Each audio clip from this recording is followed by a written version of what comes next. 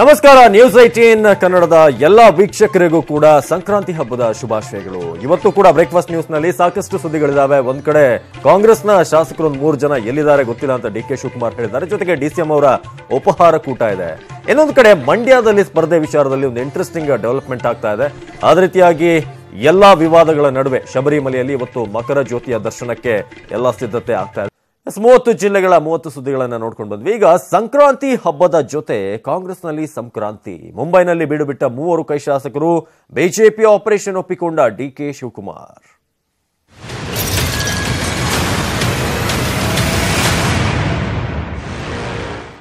ಕಾಂಗ್ರೆಸ್ಗೆ ಕೈಕೊಟ್ಟು 3 ಶಾಸಕರು ಕಮಲಪಾಳ್ಯ ಸೇರೋದಕ್ಕೆ ಸಜ್ಜು ಹಾಕಿದಾರಂತೆ. ಬಳ್ಳಾರಿಯ ಗ್ರಾಮೀಣ ಶಾಸಕ ಬಿ ನಾಗೇಂದ್ರ, ಗೋಕಾಕ್ನ ಶಾಸಕ ಮಹೇಶ್ ಕುಮಟಳ್ಳಿ, ಚಿಂಚೋಳಿಯ ಶಾಸಕ ಉಮೇಶ್ ಯಾದವ್ ತರುಣ್ ಮಾಸ ಮುಗಿದ ಬಳಿಕ ಬಿಜೆಪಿಯನ್ನು ಸೇರ್ತಾರೆ ಅನ್ನೋ ಮಾತುಗಳು ಕೇಳಿಬರ್ತಾ ಇವೆ. ಈ 3 ಶಾಸಕರು ಮುಂಬೈನಲ್ಲೇ ಇದ್ದಾರೆ ಅನ್ನೋ ಮಾಹಿತಿ ಸಿಕ್ಕಿದೆ. ಇದನ್ನ ಸ್ವತಃ ಸರ್ಕಾರದ ಟ್ರಬಲ್ ಶೂಟರ್ ಡಿಕೆಶಿ ಅವರೇ ಹೇಳಿದ್ದಾರೆ. 3 ಶಾಸಕರು ಮುಂಬೈನಲ್ಲಿದ್ದಾರೆ. ಈ 3 ಯಾಕೆ ಮುಂಬೈನಲ್ಲಿದ್ದಾರೆ, ಯಾಕೆ ಹೋಗಿದ್ದಾರೆ ಅನ್ನೋದು ಗೊತ್ತಿಲ್ಲ. ಸರ್ಕಾರ ಬೀಳಿಸಲು ಬಿಜೆಪಿಯವರು ಮುಹೂರ್ತ ಫಿಕ್ಸ್ ಮಾಡಿರೋದಂತೂ ನಿಜ. ಇದಕ್ಕೆ ಸಾಕಷ್ಟು ಅಡ್ಡಿಗಳಿವೆ.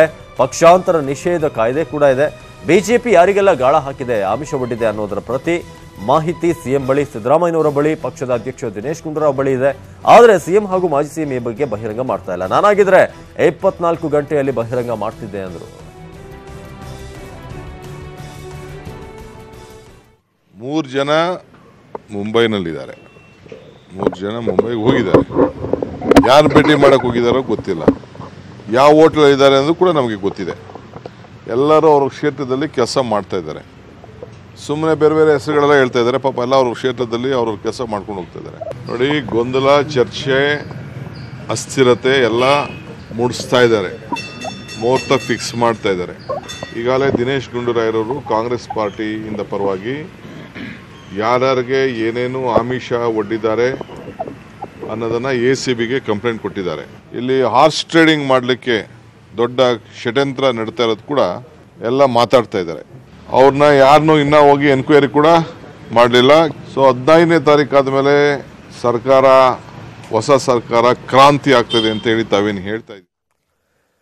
ಸರ್ಕಾರದ 3 ಶಾಸಕರು ವಿರೋಧ ಪಕ್ಷದ ಗುಂಪು ಸೇರುವ ಭೀತಿಯ ನಡುವೆ ಸಮ್ಮಿಶ್ರ ಸರ್ಕಾರದ ಉಪಮುಖ್ಯಮಂತ್ರಿ ಡಾಕ್ಟರ್ ಜಿ ಪರಮೇಶ್ವರ್ ಇವತ್ತು ಕಾಂಗ್ರೆಸ್ನ ಸಚಿವರಿಗೆ ಉಪಹಾರ ಕೂಟವನ್ನು ಆಯೋಜಿಸಿದ್ದಾರೆ. ಬೆಳಗ್ಗೆ 9 ಗಂಟೆಗೆ ಅಶೋಕ ಹೋಟೆಲ್ನಲ್ಲಿ ಉಪಹಾರ ಕೂಟ ಇರುತ್ತೆ. ಕೆಪಿಸಿಸಿ ಅಧ್ಯಕ್ಷ ದಿನೇಶ್ ಗುಂಡೂರಾವ್, ಅದೇ ರೀತಿಯಾಗಿ ಕಾರ್ಯಾಧ್ಯಕ್ಷ ಈಶ್ವರ್ ಖಂಡ್ರೆ ಅವರನ್ನು ಕೂಡ ಆಹ್ವಾನಿಸಲಾಗಿದೆ.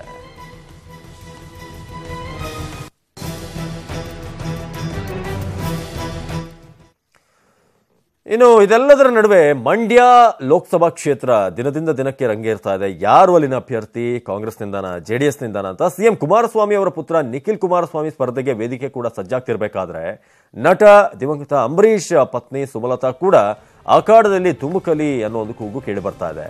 ಈ ಮೊದಲು ಅಂಬರೀಷ್ ಪುತ್ರ ಅಭಿಷೇಕ್ ಸ್ಪರ್ಧೆ ಮಾಡಬೇಕು ಅನ್ನೋ ಮಾತುಗಳು ಕೇಳಿಬಂದಿದ್ದು.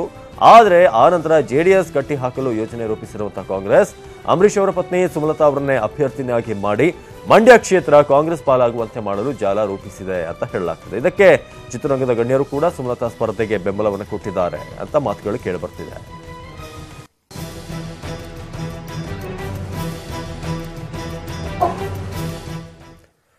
ಇನ್ನು ಹೊಸ ವರ್ಷದ ಆರಂಭದಲ್ಲಿ ಸ್ಯಾಂಡಲ್ವುಡ್ ನಟ, ನಿರ್ಮಾಪಕರ ಮನೆ ಮೇಲೆ ಐಟಿ ದಾಳಿ ನಡೆದಿತ್ತು. ಇದೀಗ ವಿಚಾರಣೆ ಆರಂಭ ಆಗಿದೆ. ಇಂದು ಕ್ವೀನ್ಸ್ ರಸ್ತೆ ಆದಾಯ ತೆರಿಗೆ ಇಲಾಖೆ ಕಚೇರಿಗೆ ನಟ ಸುದೀಪ್ ಅವರು ಹಾಜರಾಗ್ತಾರೆ. ಜನವರಿ 2ರಂದು ಸುದೀಪ್ ಅವರ ಮನೆಯ ಮೇಲೆ ದಾಳಿ ನಡೆಸಿದ್ರು ಐಟಿ ಅಧಿಕಾರಿಗಳು. ಹಲವಾರು ಮಹತ್ವದ ದಾಖಲೆಗಳನ್ನು ವಶಪಡಿಸಿಕೊಂಡು ಅಲ್ಲಿಂದ ಹೋಗಿದ್ರು. ಬಳಿಕ ವಿಚಾರಣೆಗೆ ಹಾಜರಾಗುವಂತೆ ಐಟಿ ಅಧಿಕಾರಿಗಳು ನೋಟಿಸ್ ಅನ್ನು ಕೂಡ ಜಾರಿ ಮಾಡಿದ್ರು. ಆದರೆ ಐಟಿ ನೋಟಿಸ್ ಬಳಿಕ ನಟ ಸುದೀಪ್ ಅವರು ಕಾಲಾವಕಾಶವನ್ನು ಕೇಳಿದ್ರು. ಇದೀಗ 10 ದಿನಗಳ ಬಳಿಕ ಕಿಚ್ಚ ಸುದೀಪ್ ವಿಚಾರಣೆಗೆ ಹಾಜರಾಗ್ತಿದ್ದಾರೆ.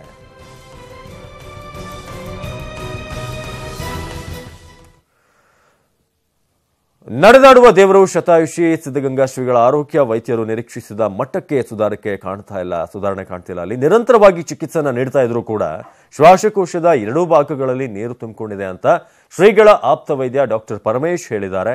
ಇನ್ನು ನಿನ್ನೆ ಸಂಜೆ ಕಾಂಗ್ರೆಸ್ನ ಹಿರಿಯ ನಾಯಕ ಮಲ್ಲಿಕಾರ್ಜುನ ಖರ್ಗೆ ಆಸ್ಪತ್ರೆಗೆ ಭೇಟಿ ನೀಡಿ ಸಿದ್ಧಗಂಗಾ ಶ್ರೀಗಳ ಆರೋಗ್ಯ ವಿಚಾರಿಸಿದ್ರು. ಶ್ರೀಗಳು ಗುಣಮುಖರಾಗ್ತಾರೆ ಅನ್ನೋ ಒಂದು ಭರವಸೆ ಇದೆ ಅಂತ ಹೇಳಿದ್ರು. ಇನ್ನು ಶ್ರೀಗಳಿಗೆ ಭಾರತ ರತ್ನ ನೀಡುವಂತೆ ಒತ್ತಾಯಿಸುವುದಾಗಿ ಖರ್ಗೆ ಇದೇ ಸಂದರ್ಭದಲ್ಲಿ ತಿಳಿಸಿದರು.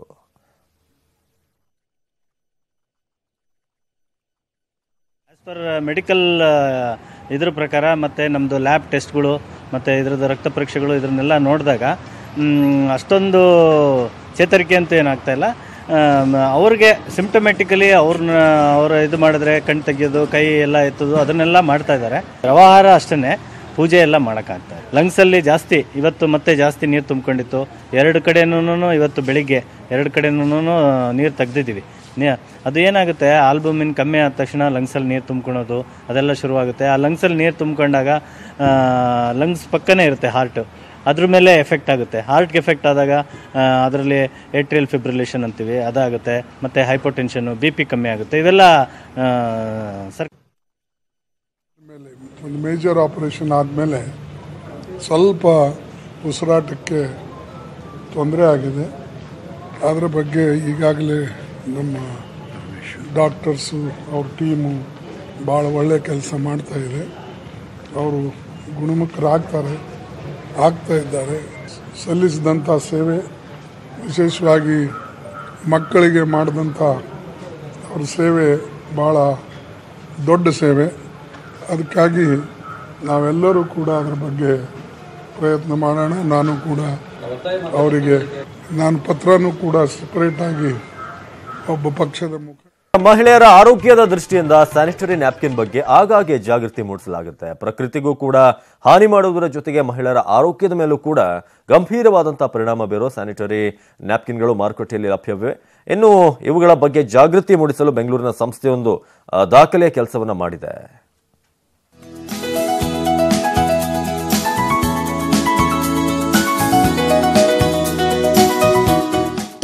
ಚದರ ಮೀಟರ್ ವಿಸ್ತೀರ್ಣದಲ್ಲಿ ನಿರ್ಮಿಸಿರೋ ಗರ್ಭಕೋಶದ ಆಕೃತಿಯನ್ನ ಸೂಕ್ಷ್ಮವಾಗಿ ಗಮನಿಸಿ.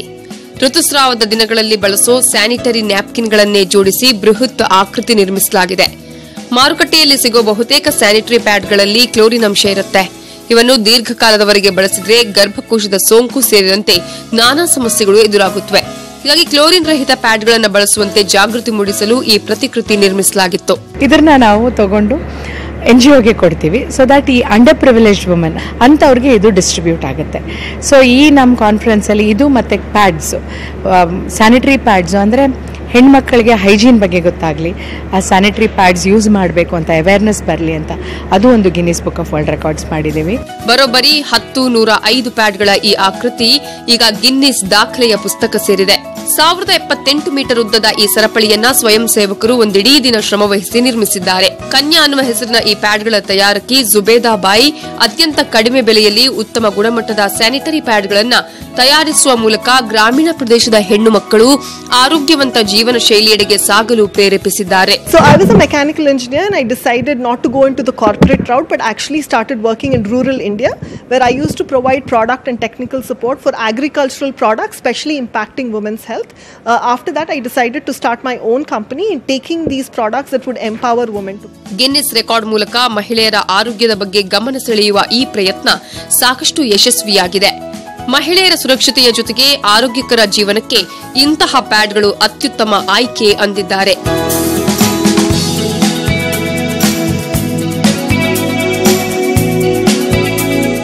ಸೌಮ್ಯ ಕಳಸ, ಮೆಟ್ರೋ ಬ್ಯೂರೋ, ನ್ಯೂಸ್ 18 ಕನ್ನಡ. ಭಾರತದ 50 ಜನ ಯೋಧರು ಪಾಕಿಸ್ತಾನಿ ಯುವತಿಯ ಹನಿ ಟ್ರ್ಯಾಪ್ಗೆ ಒಳಗಾಗಿದ್ದಾರೆ ಅನ್ನೋ ಮಾಹಿತಿ ಗುಪ್ತದಳದಿಂದ ಬಹಿರಂಗವಾಗಿದೆ. ಪಾಕಿಸ್ತಾನ ಸೇನೆಯ ಹನಿ ಟ್ರ್ಯಾಪ್ ಮಾಡಿದೆ ಅಂತ ಗುಮಾನಿ ಇದ್ದು, ಇನ್ನು ಮಹತ್ವದ ಮಾಹಿತಿ ಸೋರಿಕೆ ಮಾಡಿದ ಆರೋಪದಲ್ಲಿ ಸಿಪಾಯಿ ಸೋಮವೀರ್ ಸಿಂಗ್ ಅವರನ್ನ ಜೈಸಲ್ಮೇರ್ನಲ್ಲಿ ವಶಕ್ಕೆ ಪಡೆಯಲಾಗಿದೆ. ಮಹತ್ವದ ಮಾಹಿತಿ, ಫೋಟೋ ಹಾಗೂ ಆತನಿದ್ದ ಜಾಗದ ಲೊಕೇಶನ್ ಅನ್ನ ಅನಿಕಾ ಚೋಪ್ರಾ ಎಂಬ ಯುವತಿ ಜೊತೆ ಹಂಚಿಕೊಂಡಿದ್ದಾರೆ. 2016ರಲ್ಲಿ ಫೇಸ್ಬುಕ್ ಮೂಲಕ ಈಕೆ ಪರಿಚಯವಾಗ್ತಾಳೆ. ಆ ನಂತರ ಆತನ ಜೊತೆ ಸಂಬಂಧವನ್ನ ಇರಿಸಿಕೊಂಡಿದ್ಲು. ಈತನ ಮೇಲೆ ಸೇನಾ ಗುಪ್ತಚರ ನಿಗಾ ವಹಿಸಿತ್ತು. ಇನ್ನು ಆಕೆಯ ಫೇಸ್ಬುಕ್ ಪಾಕಿಸ್ತಾನದಿಂದ ಅಪ್ಡೇಟ್ ಆಗ್ತಾ ಇತ್ತು ಅನ್ನೋದು ಕನ್ಫರ್ಮ್ ಆದ ಬಳಿಕ ಅರೆಸ್ಟ್ ಮಾಡಲಾಗಿದೆ. ಏಕೆ ಸೈನಿಕರ ಜೊತೆ ಇದ್ದು ಆ ಬಳಿಕ ಅವರನ್ನೇ ಬ್ಲಾಕ್ ಮೇಲ್ ಮಾಡ್ತಾ ಇದ್ಲು.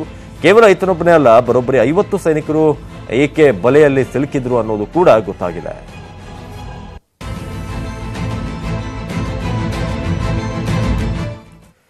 ಇನ್ನು ಚೀನಾದ ಗಡಿ ಭಾಗದಲ್ಲಿ 44 ರಸ್ತೆಗಳನ್ನು ನಿರ್ಮಿಸುವುದಕ್ಕೆ ಕೇಂದ್ರ ಸರ್ಕಾರ ಮುಂದಾಗಿದೆ. ಇನ್ನು ಪಾಕಿಸ್ತಾನಕ್ಕೆ ಹೊಂದಿಕೊಂಡಿರುವ ರಾಜಸ್ಥಾನ ಮತ್ತು ಪಂಜಾಬ್ ರಾಜ್ಯಗಳ ಗಡಿ ಭಾಗದಲ್ಲಿ 2100 ಕಿಲೋಮೀಟರ್ ಉದ್ದದ ರಸ್ತೆ ನಿರ್ಮಿಸಲು ನಿರ್ಧಾರ ಮಾಡಲಾಗಿದೆ. ಕೇಂದ್ರ ಲೋಕೋಪಯೋಗಿ ಇಲಾಖೆಯ 2018-19ನೇ ಸಾಲಿನ ವಾರ್ಷಿಕ ವರದಿಯನ್ನ ಪ್ರಕಟಿಸಿದ್ದು, ಅದರಲ್ಲಿ ಈ ರಸ್ತೆ ನಿರ್ಮಾಣದ ವಿವರ ಬಹಿರಂಗಪಡಿಸಲಾಗಿದೆ. ಗಡಿಯಲ್ಲಿ ಸಂಘರ್ಷ ಸೃಷ್ಟಿಯಾದರೆ ತಕ್ಷಣವೇ ಗಡಿಭಾಗಕ್ಕೆ ಸೇನೆಯನ್ನ ಕಳಿಸೋಕೆ ಈ ರಸ್ತೆಗಳನ್ನು ನಿರ್ಮಿಸಬೇಕು ಅಂತ ಕೇಂದ್ರ ಸರ್ಕಾರ ಇಲಾಖೆಗೆ ಸೂಚಿಸಿತ್ತು.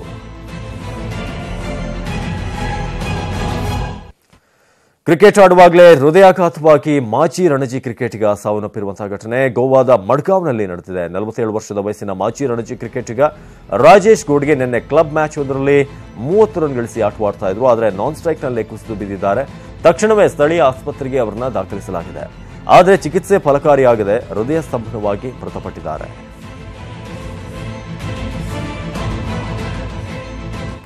ಟೀಂ ಇಂಡಿಯಾ ಕ್ರಿಕೆಟಿಗ ಅಂಬಟಿ ರಾಯುಡು ಬೌಲಿಂಗ್ ಶೈಲಿಯಲ್ಲಿ ಅನುಮಾನ ಉಂಟಾಗಿದೆ. ಸಿಡ್ನಿಯಲ್ಲಿ ನಡೆದ ಮೊದಲ ಏಕದಿನ ಪಂದ್ಯದಲ್ಲಿ ರಾಯುಡು 2 ಓವರ್ ಬೌಲಿಂಗ್ ಮಾಡಿ 13 ರನ್ ಕೊಟ್ಟಿದ್ರು. ಆದರೆ ಆಫ್ ಸ್ಪಿನ್ನರ್ ಆದ ಇವರ ಬೌಲಿಂಗ್ ಶೈಲಿ ಬಗ್ಗೆ ಅನುಮಾನ ವ್ಯಕ್ತಪಡಿಸಿರುವ ಅಂಪೈರ್ಸ್ ಐಸಿಸಿಗೆ ರಿಪೋರ್ಟ್ ಮಾಡಿದ್ದಾರೆ. ಪರಿಣಾಮ ಇನ್ನೂ 14 ದಿನಗಳ ಒಳಗೆ ಇವರು ಪರೀಕ್ಷೆಗೆ ಒಳಪಡಬೇಕಾಗತ್ತೆ. ಅಲ್ಲೇನಾದರೂ ಫೇಲ್ಯೂರ್ ಆದರೆ ಇವರು ಬೌಲಿಂಗ್ ಮಾಡುವಂತಿಲ್ಲ.